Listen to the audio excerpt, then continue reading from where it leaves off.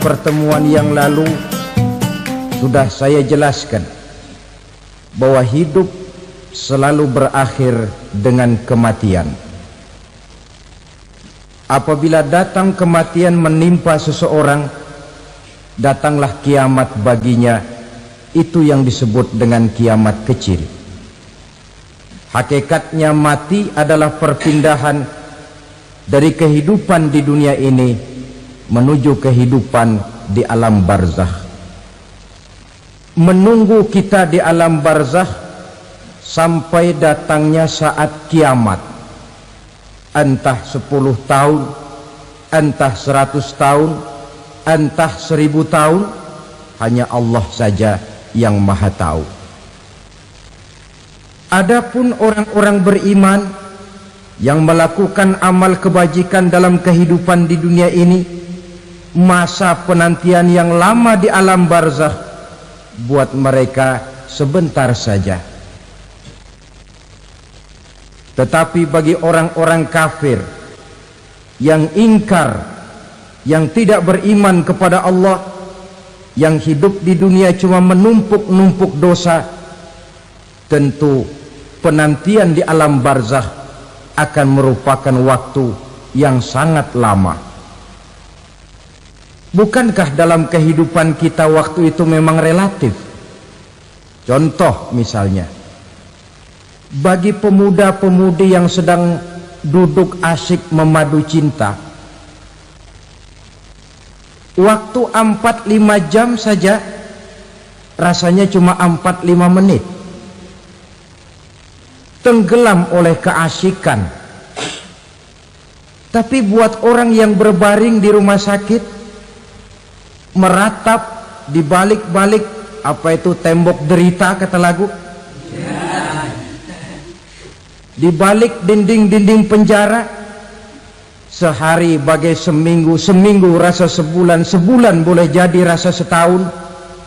Penantian yang sangat lama. Kapan kiamat itu akan datang? Ini rahasia Allah. Jangankan kita yang orang awam, baginda Nabi sendiri tidak diberitahu oleh Allah kapan kiamat itu akan terjadi.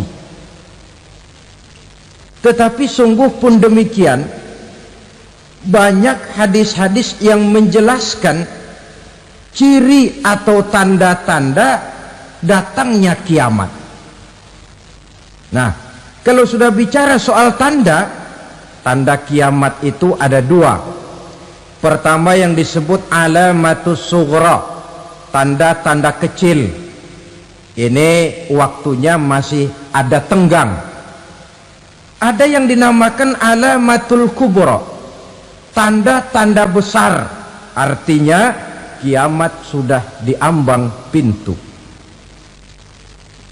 Apa tanda-tanda kecil dari datangnya hari kiamat itu?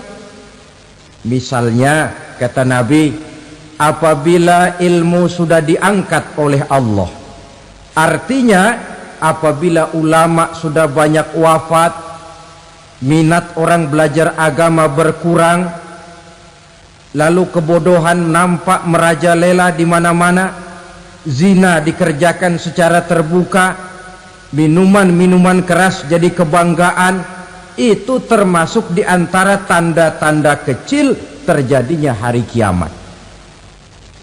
Apalagi misalnya iza waladatil ammatu rabbataha, apabila budak sudah melahirkan tuan. Apa maksudnya? Ada yang mentafsirkan apabila anak sudah bisa membudaki orang tuanya. Orang tua yang melahirkan dia, yang membesarkan dia, demi setelah si anak besar jadi orang berpangkat, bertitel, berharta, berkedudukan, jadilah orang tua itu budaknya. Sehingga sering dibilang kalau orang tua kaya, anak jadi raja. Tapi kalau anak yang kaya, orang tua sering jadi budak.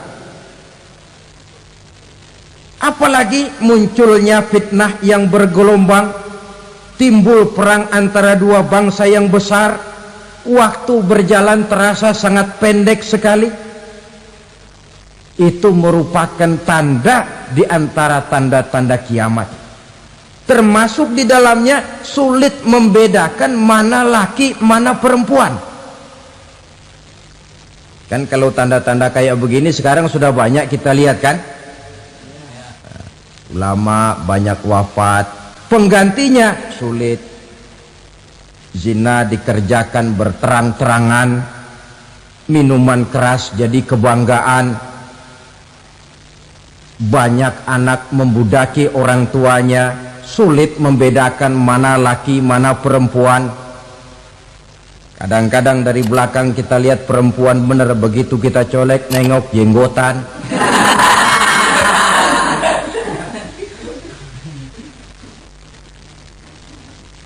Ini termasuk tanda-tanda kecil, masih ada tenggang sampai akan terjadinya kiamat itu. Nah, yang dimaksud dengan tanda-tanda besar, ini tanda besar artinya kiamat sudah diambang pintu. Pertama, matahari terbit dari sebelah barat. Apabila matahari sudah terbit dari arah sebelah barat, tertutuplah sudah pintu taubat. Bersabda Nabi kita, la taqumus sa'atu hatta tatlu'a syamsu min maghribiha. Tidak akan datang hari kiamat sampai matahari terbit dari arah sebelah barat. Wa iza tala'at, manakala matahari telah terbit dari arah sebelah barat, wa ra'ahan nasu, manusia banyak menyaksikan itu, amanu ajma'un, mereka pun lalu beriman. Yang tadinya kafir, yang tadinya ingkar, yang tadinya membangkang, setelah melihat matahari terbit dari sebelah barat, buru-buru beriman, berlomba-lomba mengucap 2 kalimat syahadat. Tapi apa yang terjadi? Kata Nabi, wadzalika hina la yanfa'u nafsan imanuha lam takun amanat min qabl. Hari itu adalah hari yang iman sudah tidak berguna lagi bagi seseorang apabila sebelumnya memang dia tidak pernah beriman. Au kasabat fi imaniha khaira, atau beriman tetapi tidak pernah melakukan kebajikan di dalam keimanannya itu. Hari yang sudah kasib, hari yang sudah terlambat, beriman tidak akan ada gunanya lagi. Ini pelajaran buat kita. Sebelum sang surya terbit dari sebelah barat, sebelum nafas sampai di tenggorokan, artinya pintu taubat masih terbuka. Kalau 2 hal itu sudah terwujud, nafas sudah sampai di kerongkongan atau matahari sudah terbit dari arah sebelah barat, tertutuplah sudah pintu taubat. Tak ada lagi gunanya pangkat, jabatan, harta, bahkan beriman pun dalam suasana macam itu too late, kata orang Kulon. Sudah terlambat. Matahari terbit dari arah sebelah barat, itu tanda besar, artinya kiamat sudah diambang pintu. Lalu apalagi tanda besar? Munculnya Dajjal. Dajjal artinya pendusta-pendusta yang menyesatkan manusia. Ada 2 macam Dajjal, saudara. Ada Dajjal kecil, ini Dajjal kelas teri. Kalau ini sejak zaman Rasulullah sudah ada itu. Tiap zaman ada. Di zaman Rasulullah misalnya ada yang bernama Aswad al-Unsi dari Yaman. Ada yang namanya Musailamah al-Kazzab dari Yamamah. Ada yang namanya Ibnu Sayyad dari Madinah. Ini Dajjal di zaman Rasul. Musailamatul Kazzab memproklamirkan diri jadi nabi, dia di zaman Rasul masih hidup. Ini Dajjal zaman Nabi. Di zaman sahabat muncul Dajjal. Di zaman kita sekarang ini Dajjal pun gentayangan. Dajjal kelas teri.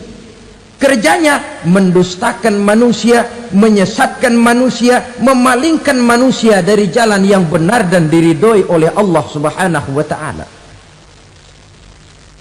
Adapun yang merupakan tanda besar dari datangnya kiamat, dajjal-dajjal kelas kakap, pembohong-pembohong besar yang menyesatkan masyarakat manusia berpaling dari jalan Allah mengikuti jalan mereka. Apa sih ciri dajjal itu? Kata Nabi dalam hadis Bukhari Muslim, innad dajjala, sesungguhnya yang namanya dajjal itu yakhruju, satu saat akan muncul mendekati hari kiamat, wa inna ma'ahu ma'an, si dajjal ini membawa air, wa naran, dan juga membawa api. Dua simbol. Di tangan yang satu dia bawa air, di tangan yang satu dia bawa api. Wa ammal ladzi yarahu an-nasu ma'an fanarun, adapun yang orang banyak lihat air, hakikatnya adalah api. Yang dilihat api, hakikatnya adalah air. Oleh sebab itu, kalau api yang ditawarkan, ambillah air. Kalau air yang ditawarkan, pilihlah api. Maksudnya apa ini? Ini bahasa simbol, saudara-saudara. Dajjal bicaranya seolah-olah untuk kepentingan manusia, menawarkan surga. Surga yang dia tawarkan hakikatnya neraka. Hai manusia, kalau kau mau bahagia, jangan dekat-dekat dengan agama. Sholat itu tidak efektif dan efisien, tidak produktif dari segi ekonomi itu. Menghadiri majelis taklim cuma buang-buang waktu. Tahajud, tasbih, tahlil, baca Quran, apa itu? Pekerjaan mubazir saja. Hidup ini cuma sekali, masa yang cuma sekali, manfaatkan dengan sebaik-baiknya. Mumpung, dibawanya sifat mumpung, tetapi dalam pengertian yang sangat negatif. Bicaranya seolah-olah untuk kepentingan manusia, tetapi sebenarnya menjerumuskan manusia. Menawarkan air, tapi sebenarnya api. Menawarkan api, tapi hakikatnya air. Buat apa kamu sholat? Buat apa kamu bayar zakat? Buat apa kamu puasa? Surga yang dicanangkan Dajjal, hakikatnya neraka. Neraka yang digambarkan Dajjal, pada dasarnya adalah surga. Jadi memutarbalikan fakta itu kerjaan Dajjal. Yang hak jadi batil, yang batil dibilang hak, yang benar jadi salah, yang salah malah jadi benar. Tuntunan disuruh jadi tontonan, tontonan malah menjadi tuntunan. Itu pekerjaan Dajjal profesinya. Zamannya Nabi Adam, Dajjalnya kan iblis. Betul? Betul. Apa sih gang kerayuan iblis itu? Allah setelah menciptakan Nabi Adam kan bilang, Adam, kau dan istrimu Hawa tinggal di surga ini. Seluruh fasilitas yang ada di surga persilahkan kau nikmati. Satu yang tidak boleh, jangan coba-coba dekati pohon khuldi. Dekat saja jangan, apalagi sampai memetiknya. Datang Dajjal yang namanya iblis ini. Adam, kamu tahu nggak kenapa tidak boleh makan buah khuldi? Ya nggak tahu, pokoknya saya dilarang. Bodoh kamu Dam. Khuldun artinya kekal. Kalau kamu makan itu buah, kau akan kekal di surga buat selamanya. Allah tidak kepengen, maka dilarang kamu makan buah khuldi. Kalau kau ingin kekal di surga Adam, makan saja. Saya bicara begini ini untuk kepentingan kamu Adam. Ini kan ciri-ciri Dajjal. Bicaranya sih seolah-olah untuk kepentingan Nabi Adam, hakikat sebenarnya menjerumuskan Nabi Adam supaya ingkar dan melanggar larangan dari Allah Subhanahu wa ta'ala. Jadi setelah muncul Dajjal, timbul kekacauan-kekacauan di masyarakat. Banyak yang terpengaruh, terpedaya dan terpesona, termasuk mereka yang memproklamirkan diri jadi nabi. mereka yang memproklamirkan diri jadi rasul di zaman sesudah Rasulullah wafat, itu adalah dajjal-dajjal. Maka saya ingatkan, kalau di zaman kita sekarang ini ada orang ngaku jadi nabi, ada orang ngaku jadi rasul, biar bahasa Arabnya kental, Quran hafal, hadis ribuan hadis hafal, biar pakai serban sampai menyengser ke tanah, bahasa Arabnya fasih, tapi dia mengaku jadi nabi, jadi rasul, kita umat Islam wajib tidak percaya, wajib untuk tidak percaya. Itulah dajjal-dajjal zaman kita sekarang ini. Tidak mustahil mereka datang mempengaruhi orang awam supaya berpaling dari Rasulullah, mengikuti mereka. Nah, di akhir zaman nanti, mendekati hari kiamat, dajjal ini muncul, dajjal kelas kakap, menyesatkan masyarakat manusia untuk berpaling dari Islam, mengikuti seruan mereka. Apalagi di antara datangnya kiamat itu, tanda yang besar itu, turunnya Nabiullah Isa Al-Masih, putra Maryam. Menurut berbagai hadis yang sahih, Nabi Isa Al-Masih nanti akan turun lagi, tidak membawa risalah yang baru, tapi meluruskan risalah Islam ini yang telah banyak ditinggalkan oleh masyarakat. Bahkan ada hadis menjelaskan beliau akan membunuh Nabi, mematahkan kayu-kayu salib, lalu melaksanakan haji dan umrah mengikuti syariat Nabi Muhammad, bukan membawa agama baru. Menjadi semacam mujaddid, reformer, menyelamatkan manusia dari bisikan dajjal. Bahkan ada riwayat yang menjelaskan bahwa Nabi Isa berhasil mengalahkan dajjal, mengembalikan masyarakat manusia kembali kepada ajaran Islam yang datang dari Allah, dibawa oleh Rasulullah Sallallahu Alaihi Wasallam. Dengan kata lain, turunnya Nabi Isa bukan sebagai nabi dan rasul baru, tetapi mengikuti syariat Nabi kita Muhammad Sallallahu Alaihi Wasallam. Saudara hadirin, ibu-ibu hadirat yang saya hormati, kemudian apalagi di antara tanda-tanda besar akan datangnya kiamat itu? Keluarnya asap atau awan.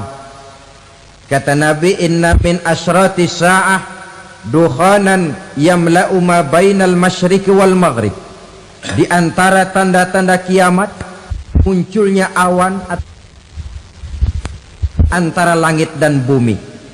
Ini pun diperkuat dalam surah Ad-Dukhan ayat 10. Fartaqib yauma ta'tis sama' bidukhanin mubin fayughshan nas hadza azabun alim. Bagi orang-orang yang beriman, mereka biasa-biasa saja, tapi bagi orang kufur, datangnya asap dan awan ini merupakan azab yang kelewat pedih. Barangkali sedikit mendekati gambaran tentang azab yang pedih ini, saya ingatkan alam pikiran kita kepada peristiwa yang belum lama terjadi. Pernah dengar berita bocornya reaktor nuklir di Chernobyl, Uni Soviet? Pernah dengar? Nah, bocornya reaktor nuklir di Chernobyl yang mengakibatkan ratusan, bahkan sangat mungkin ribuan nyawa. Cuma satu reaktor. Bagaimana kalau seluruh cadangan nuklir yang dimiliki oleh para negara adik kuasa ini diledakkan? Bahkan yang konon menurut catatan, cadangan nuklir yang dimiliki bersama oleh Amerika dan Rusia sekarang ini sudah sanggup memusnahkan 6 miliar manusia, 1,5 kali lebih banyak dari jumlah manusia yang nongkrong di permukaan bumi ini. Saudara-saudara hadirin yang saya hormati, lalu saat mendekati hari kiamat, apalagi tandanya? Setelah Nabi Isa wafat, pada saat turunnya yang kedua kali, Lalu Allah meniupkan angin sejuk. Semua orang-orang beriman, orang-orang baik wafat, sehingga penghuni bumi ini cuma tinggal lagi terdiri dari orang-orang kafir. Tidak ada lagi di bumi ini yang bisa mengucapkan Allah. Sehingga dalam hadis qudsi itu ada keterangan, innallaha azza wa jalla yaqulu li Israfil. Allah pernah pesan kepada malaikat Israfil, kata Allah, Israfil, idza sami'ta qailan yaqul Allah Allah fa akhirin nafakh 40 sanatan ikraman liqailiha. Hai Israfil, apabila kau dengar di permukaan bumi masih banyak orang yang mengucapkan Allah Allah, maka tunda sangkakala kiamat itu 40 tahun. Untuk apa? Ikraman liqailiha, menghormati orang yang mengucapkan Allah Allah itu. Wah, jadi karena sekarang masih banyak yang mengucapkan Allah, besar hatilah kita, masih jauh kiamat itu. Tapi jangan lupa, kiamat pribadi, kiamat kecil itu yang nggak kita sangka-sangka. Ajal datang mencabut nyawa, itu kiamat pribadi, dan itu yang pasti kita hadapi, dan itu yang membuat kita tidak boleh bersikap main-main di dalam kehidupan sekarang ini. Saudara hadirin yang saya hormati, tidak ada lagi orang-orang muslim. Seluruh penduduk dunia ini kafir. Lalu terciptalah struktur sosial yang berlandaskan prinsip hidup semau gue. Bakal terjadilah prinsip di mana yang kaya menyantap yang miskin, yang kuat menindas yang lemah. Hidup sudah bagaikan di rimba belantara, berlaku hukum rimba, siapa yang kuat dia yang menang, siapa yang lemah menjadi mangsa. Timbul kekacauan, maksiat merajalela, munkarat menjadi-jadi, sehingga isi bumi ini penuh dengan segala macam perbuatan dosa. Tidak ada perlunya lagi alam diperpanjang temponya.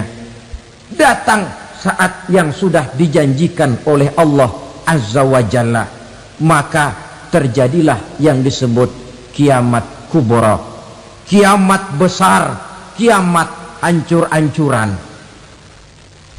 Bagaimana kejadian ini dimulai? Dalam surah Az-Zumar ayat 68, Allah Subhanahu wa taala berfirman, wa nufikha fis suri fasa'iqa man fis samawati wa man fil ardi illa man sya'allahu. Maka manakala ditiuplah sangkakala, terkejutlah seluruh yang ada di langit dan seluruh yang ada di bumi.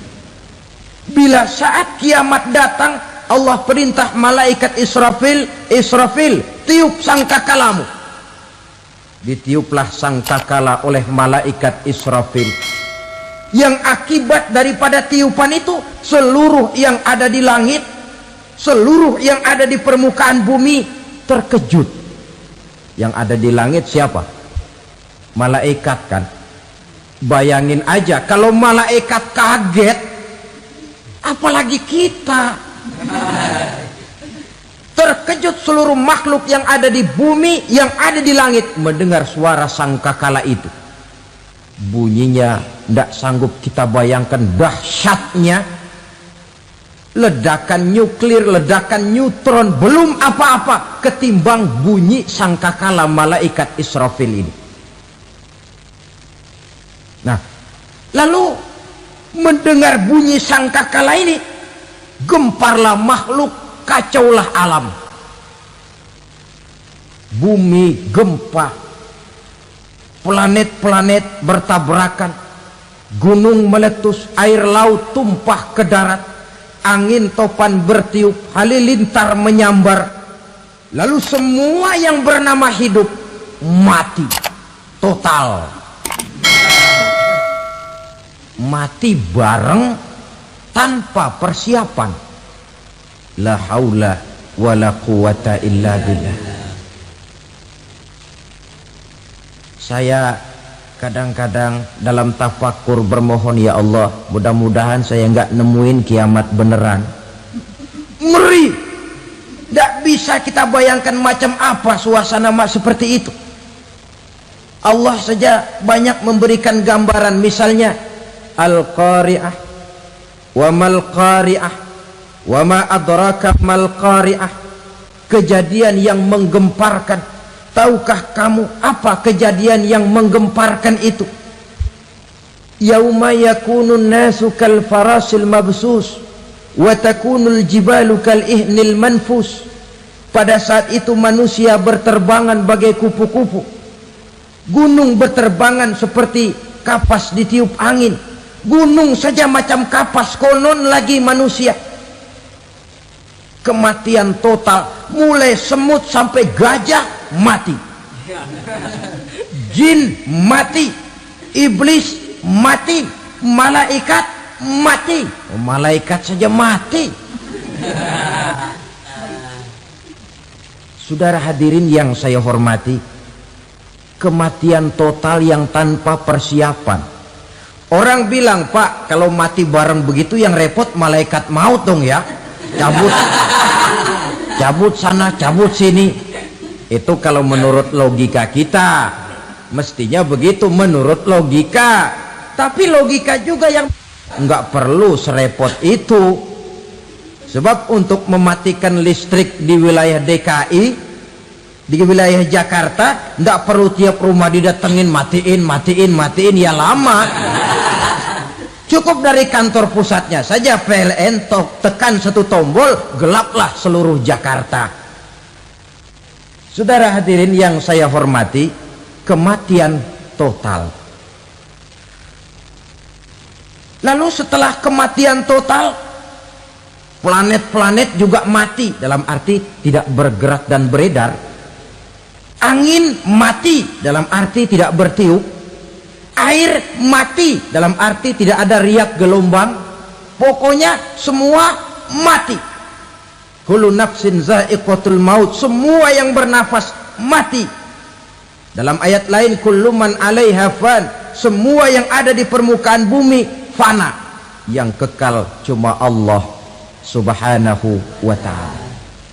Yang paling belakang mati malaikat maut dan malaikat Israfil. Tapi mati juga sesuai dengan janji Allah. 40 lamanya.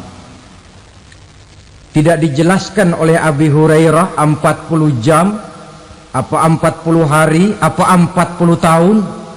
Hadis-hadis cuma menyebutkan 40 saja. Sunyi alam yang tinggal cuma Allah saja lagi. Ketika itu Allah berseru-seru, katanya, limanil mulkul yauma, siapa para penguasa hari ini? Mana itu raja-raja dan penguasa yang dulu mengaku jadi Tuhan? Fir'aun, mana Fir'aun sekarang?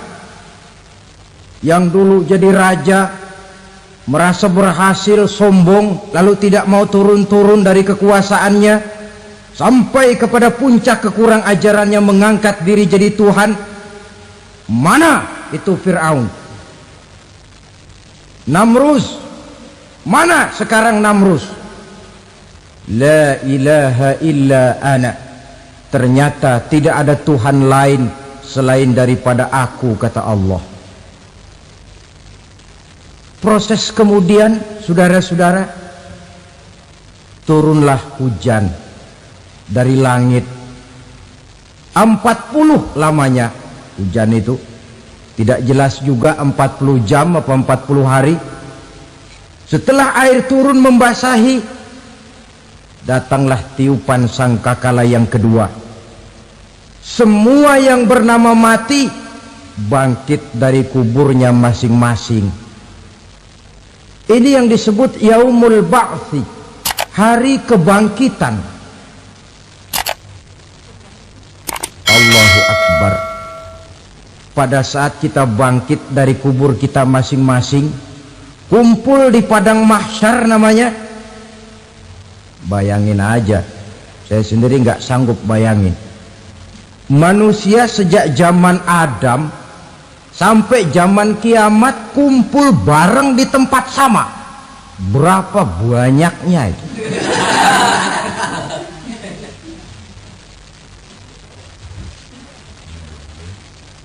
Dan yang luar biasa menurut satu riwayat, pada saat bangkit itu, Masya Allah, roman muka kita berubah, disesuaikan dengan amalan kita waktu di dunia ini. Barang siapa yang waktu di dunia amalannya itu amalan tikus, di akhirat nanti dia bangkit dari kubur, mukanya seperti muka tikus. Gagah betul badannya, tapi mukanya seperti tikus. Kenapa? Amalannya waktu di dunia seperti amalan tikus. Apa amalan tikus itu? Suka ngegeragoti barang yang sudah disimpan rapi-rapi. Orang sudah simpan uang rapi-rapi, simpan perhiasan rapi-rapi, digeragoti oleh tikus. Maling-maling, pencoleng-pencoleng, koruptor-koruptor, itu nanti di akhirat nanti kita lihat mukanya seperti muka tikus. Oh, ini waktu di dunia suka nyolong, hanya seperti muka tikus. Barang siapa yang waktu di dunia ini amalannya itu amalan macan, dia akan bangkit nanti mukanya seperti muka macan. Apa amalan macan? Macan itu amalannya menang-menangan. Orang yang mau menang saja nggak mau mengalah. Coba lihat di hutan, kenal hutan nggak?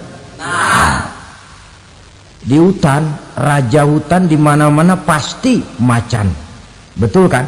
Betul. Padahal hutan belum pernah bikin pemilihan umum. Tapi macan tidak peduli ada pemilihan umum apa tidak, pokok saya raja. Sebab apa? Macan jadi raja itu bukan karena benar, tapi karena kuat jadi raja. Setelah dia jadi raja, rakyat hutan yang mesti dilindungi malah dimakan oleh raja macan. Kambing rakyat hutan dimakan oleh macan. Ayam rakyat hutan dimakan oleh macan. Itu nanti kita lihat di akhirat itu mukanya seperti muka macan, gagah betul.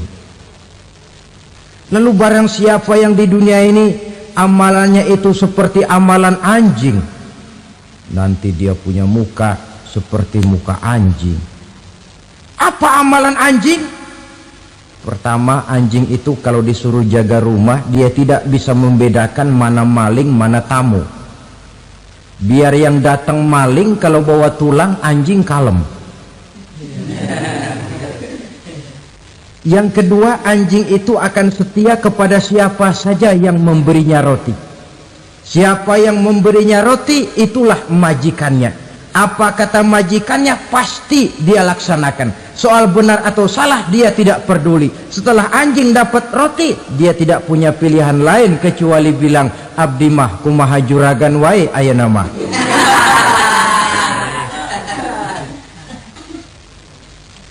Saudara hadirin yang saya hormati, berkumpul di padang mahsyar, tiap orang sibuk dengan persoalannya masing-masing. Matahari waktu itu didekatkan oleh Allah, panas luar biasa. Ada yang saking panasnya itu mencucurkan peluh keringat sampai sebatas mata kakinya. Ada yang keringatnya sampai sedengkulnya, ada yang keringatnya sampai sepusatnya, ada yang keringatnya mengalir sampai sebahunya, ada yang kelelap oleh keringatnya sendiri, sementara orang di sampingnya nggak apa-apa. Bergantung lagi amalan dia waktu di dunia ini. Saudara-saudara, sebagian orang dalam kepanikan padang mahsyar berombong-rombong datang mereka menghadap Nabi Adam. Ya Adam, anta abal bashar. Hai Adam, Tuhan adalah bapak moyang manusia. Kami sebentar lagi akan disidang, dimintakan pertanggungan jawab. Tolonglah kami, hai Adam. Kata Nabi Adam, jangankan nolongin sampean, saya sendiri tanggung jawab di hadapan Allah. Ketika dulu tidak boleh makan huldi, saya serobot. Sudahlah, urus diri masing-masing saja, nafsi. Begitu kata Nabi Nuh, begitu kata Nabi Ibrahim. Tiap orang bertanggung jawab sendiri-sendiri. Ketika itulah saudara-saudara, nikmatnya menjadi umat Nabi besar Muhammad sallallahu alaihi wasallam. Sebab apa? Walaupun menurut abjad kita ini umat paling belakang, paling belakang kita ini toh, karena Nabi Muhammad adalah Nabi akhir, tapi akan dihisap lebih dulu, lewat di atas sirat lebih dulu, masuk surga lebih dahulu ketimbang umat-umat belakangan. Ketika Rasul mendekati ajal, beliau tanyakan itu kepada malaikat Jibril. Malaikat Jibril berkata, Muhammad jangan khawatir, Allah sudah berjanji, inni haramtul jannata ala sairil anbiya hatta tadkhulaha anta wa haramtuha ala sairil umami hatta tadkhulaha ummatuka. Surga aku haramkan buat seluruh nabi kecuali kalau engkau Muhammad sudah masuk ke dalamnya, dan surga aku haramkan buat seluruh umat kecuali kalau umatmu Muhammad sudah masuk ke dalamnya. Logikanya, walaupun menurut abjad kita umat paling belakang, bakal dihisab paling dulu, lewat di atas sirat paling dulu, masuk surga paling dulu, kalau mampir ke neraka juga paling dulu. Ya resiko. Jangan mau enaknya aja paling dulu. Saudara hadirin yang saya hormati,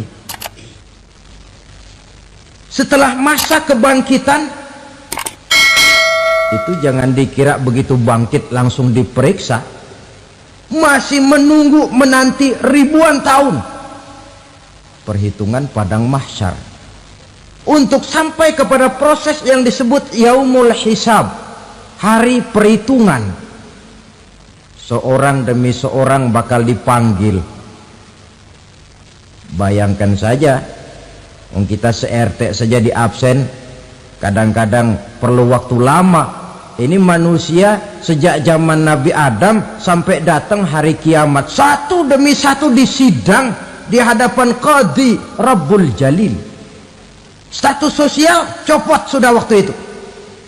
Yang pernah jadi hartawan di situ tidak lagi kelihatan kehartawanannya. Yang pernah jadi jenderal tidak lagi dipanggil jenderalnya. Yang ustadz tidak lagi dipanggil al-mukarramnya. Seluruh status sosial selesai. Dipanggillah kita seorang demi seorang menghadap Qadhi Rabbul Jalil. Bagaimana proses penghisaban itu? Pertama, proses tanya jawab.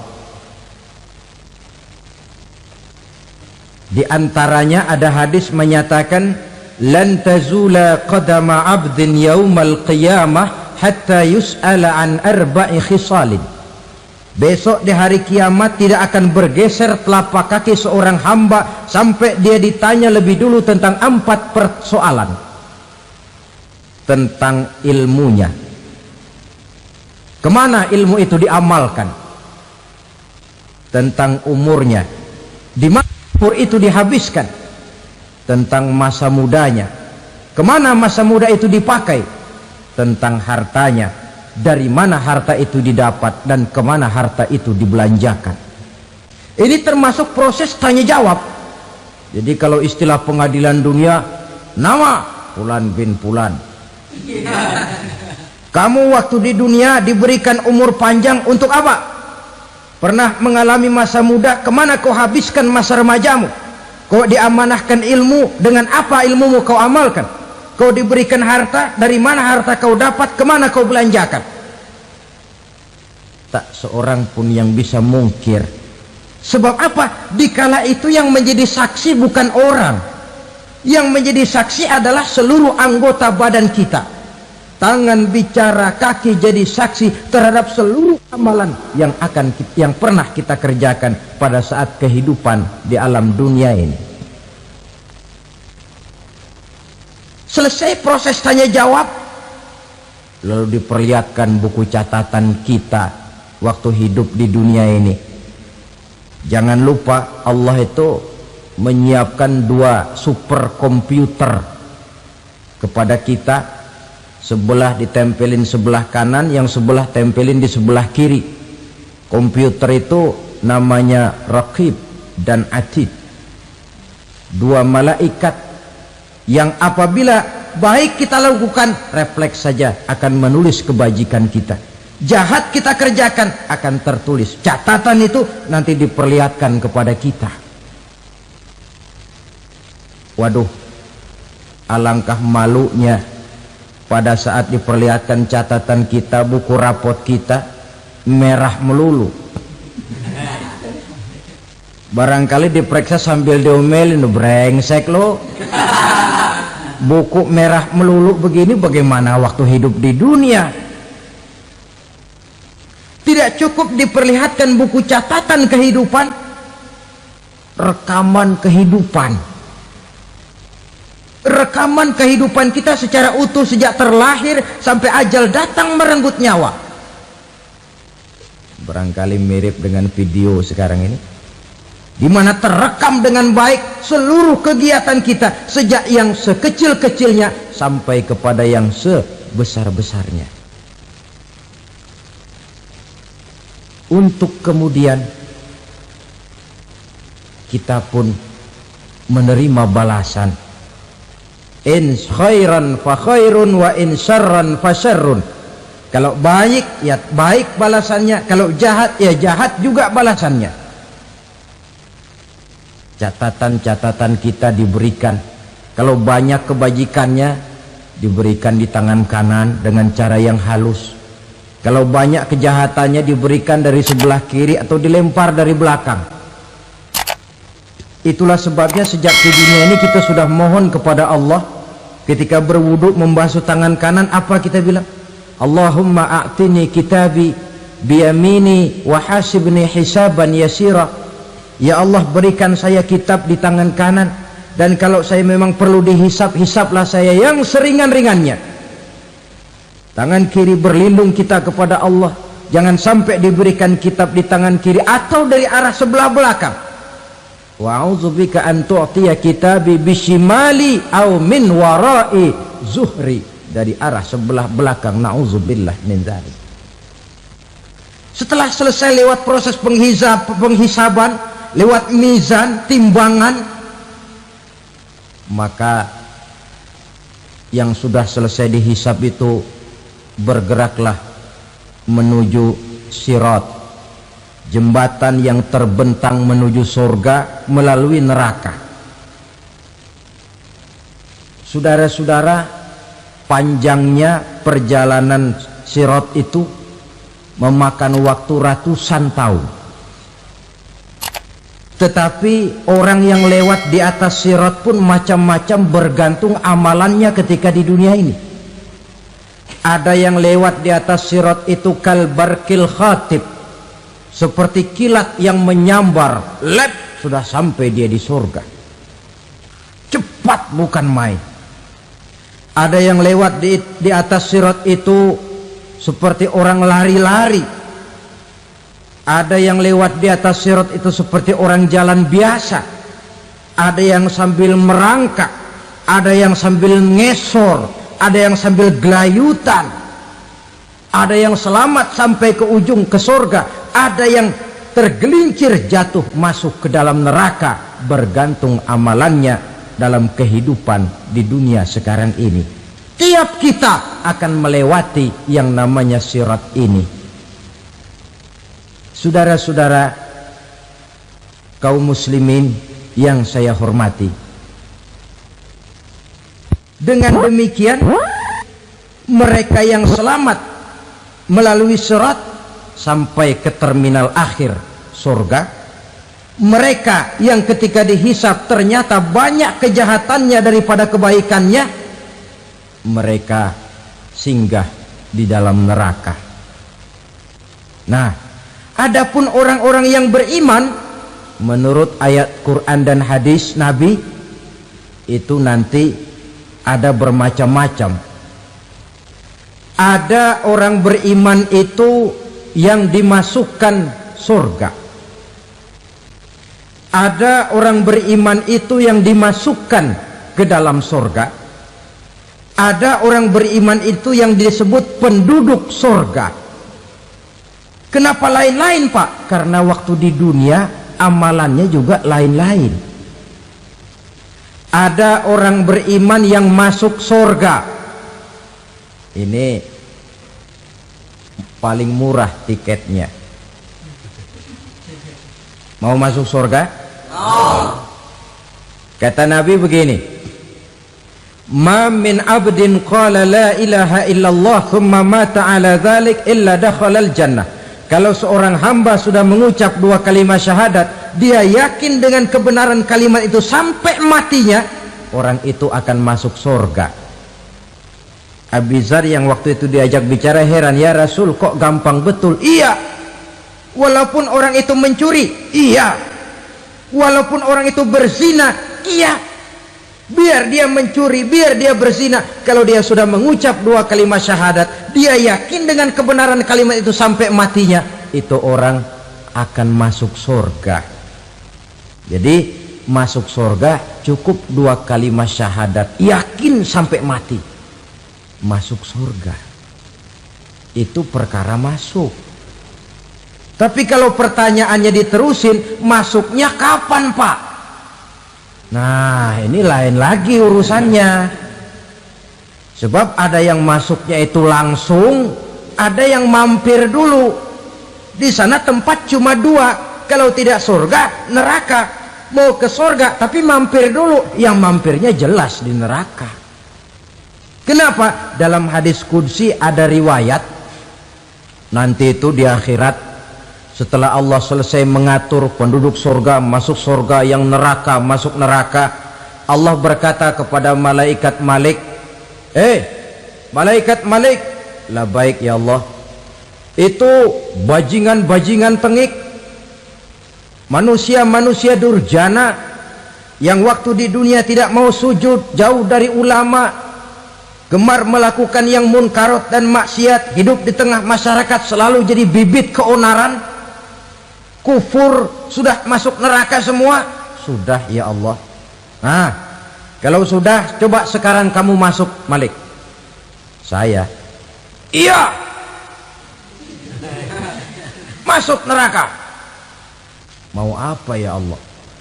Kata Allah, akhriju minan nar man kana fi qalbihi misqala habatin min khardalin min iman.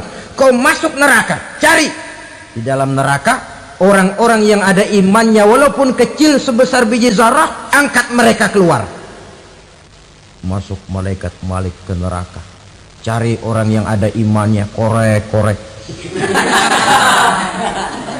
Ya repot, udah pada gosong. Yang ada imannya diangkat ke atas, yang ada imannya diangkat ke atas, lalu dimandikan di Nahrul Hayat, namanya sungai kehidupan di akhirat nanti. Cakep lagi rupanya, bersih lagi wajahnya, apel di hadapan Allah. Kata Allah, bagaimana mas? Kapok nggak sampean? Kapok ya Allah. Nah, kalau kapok, idhab fadkhulil jannah, pergi masuk surga sana. Berangkat mereka ke surga, ketemu sama teman-temannya yang udah sampai lebih dulu, yang nggak pakai mampir lagi. Terjadi dialog. Kata teman-temannya yang udah pada nyampe duluan, mas, iya, emang baru sampai? Saya baru sampai. Memang mampir di mana dulu mas? Kita sudah lama sampai di surga. Saudara buka surah Al-Muddatsir ayat 34-35. Ma salakakum fis saqar? Kenapa kamu mampir di neraka Saqar? Qalu lam nakum minal musallin. Mereka menjawab, kami mampir di neraka Sakor mas, gara-gara dulunya kami waktu di dunia ndak pernah sholat. Ndak pernah sholat? Ndak pernah. Kan rumahnya dekat masjid, cuma dekat doang mas. Sholat mah enggak saya. Nggak pernah ngasih makan fakir miskin, nggak pernah hadir di majelis taklim, pendeknya nggak pernah melakukan kebajikan, maka saya pun mampir di neraka Sakor. Untung betul saya punya iman mas sedikit.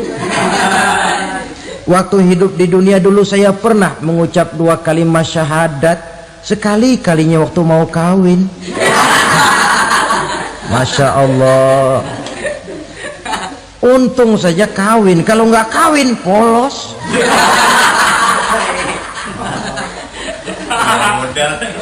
Itu juga pengulu sudah setengah mati ngajarin. Asyhadu alla, asyaduaan, asyaduaan.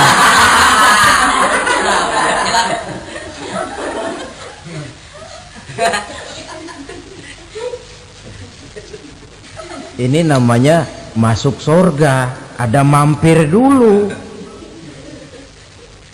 Ada pula orang mukmin itu yang dimasukkan surga. Namanya dimasukkan kan terima beres. Saya masuk ke rumah, jalan sendiri, cari tempat sendiri. Saya dimasukkan ke dalam rumah, terima beres, pokok ada di dalam, itu dimasukkan namanya. Nggak pakai mampir. Tapi tentu tiketnya lebih mahal ketimbang yang pertama tadi. Apa kata Allah? Innal ladzina amanu wa amilus salihat la ukaffiranna anhum sayyi'atihim wa la udkhilannahum jannah. Sesungguhnya orang-orang yang beriman kemudian beramal soleh, kami hapuskan segala dosa dan kesalahannya, kami masukkan mereka ke dalam surga. Lihat ayatnya, Allah yang memasukkan, kita yang dimasukkan. Tidak pakai transit, tidak usah mampir. Cuma tidak cukup syahadat, tidak cukup amanu, tapi diiringi dengan wa amilus salih. Iman, amal. Tidak cukup syahadat, lalu dibuktikan dia sholat, dia zakat, puasa, lalu dia melakukan berbagai macam kebajikan. Ini yang menyebabkan dia tidak pakai mampir di tempat yang bernama Sakor. Lalu ada pula orang mukmin itu yang disebut penduduk surga. Wah, ini sudah VIP ini. Ashabul jannah, penduduk surga. Siapa mereka? Kata Allah, innal ladzina amanu summa istaqamu fala khaufun alaihim wala hum yahzanun ulaika ashabul jannah hum fiha khalidun. Sesungguhnya orang-orang yang beriman lalu istiqamah, tetap dalam melaksanakan perintah Allah, tidak goyah, tidak labil tapi stabil, istiqamah, mereka tidak takut dan tidak bersedih hati. Merekalah penduduk surga. Iman, istiqamah. Tidak punya duit, sembayang. Banyak duit, sembayang. Miskin, sembayang. Kaya, tetap sembayang. Istiqamah. Kadang orang kalau susah rajin ke masjid, banyak duitnya ngelihat masjid melengos. Waktu miskin hamba Allah, setelah kaya jadi hamba harta. Bergeser, tidak ada nilai istiqomahnya. Saudara-saudara, dengan begitu penduduk neraka itu dua. Ada penduduk permanen, ada penduduk yang semi permanen. Yang semi permanen orang-orang beriman yang mempunyai dosa besar. Mereka masuk ke neraka untuk menerima azab sesuai dengan dosanya. Bila selesai masa azab itu, mereka akan diangkat untuk ditempatkan kembali ke dalam surganya Allah Subhanahu wa ta'ala. Nah, dikala itulah saudara-saudara, ada yang disebut syafaat dari Rasulullah Sallallahu Alaihi Wasallam. Tapi tentu jangan lupa, syafaat ini ibarat kain menambal dia. Kita punya kain bolong-bolong sedikit, syafaat yang menambal. Sholat kita ada kurang dikit, sedekah kita ada campur riak dikit, amalan kita ada tidak karena Allah dikit, kita berharap syafaat. Jadi biarlah kain masih bolong-bolong, yang penting punya kain. Tapi kalau kainnya tidak ada, yang ditambal apanya? Sholat tidak, puasa tidak, zakat tidak, berharap syafaat saja, ya, terlalu berlebihan itu. Saudara hadirin yang saya hormati, apabila selesai proses penghisaban, proses penghitungan, maka dikala itulah manusia terbagi dalam dua kelompok besar. Fariqun fil jannah wa fariqun fis sa'ir. Sekelompok orang-orang beruntung yang masuk ke dalam surga, dan sekelompok lagi masuk ke dalam neraka. Akan memakan waktu untuk menceritakan sifat surga dan neraka, tapi insya Allah pada kesempatan pertemuan lain saya sampaikan. Namun sebagai gambaran umum cukuplah saya sampaikan sebuah hadis qudsi. Allah jelaskan, a'dadtu li'ibadiyas salihin ma la ainun ra'at wa la uzunun sami'at wa la khatara fi qalbil bashar. Aku sediakan buat hamba-hambaku yang soleh, yang tidak pernah terlihat oleh mata, tidak pernah terdengar oleh telinga, dan belum pernah terdetik dalam hati manusia. Jadi kenikmatan surga belum pernah dilihat mata, belum pernah didengar telinga, belum pernah terdetik dalam hati. Pedihnya azab neraka belum pernah terlihat mata, belum pernah terdengar telinga, belum pernah terdetik dalam hati. Saudara hadirin yang saya hormati, oleh karena itu sebagai uraian akhir daripada kiamat ini, marilah sama-sama kita memanfaatkan hidup dengan sebaik-baiknya, supaya jangan timbul penyesalan di hari kemudian nanti. Mudah-mudahan kita seluruhnya diselamatkan Allah dari azab neraka dan mendapat surga dan ridhonya. Sekian dan demikianlah pertemuan kita kali ini. Terima kasih banyak atas segala perhatian. Mohon maaf atas segala kekurangan. Usikum wa nafsi bitaqwallah. Wassalamualaikum warahmatullahi wabarakatuh. Waalaikumsalam.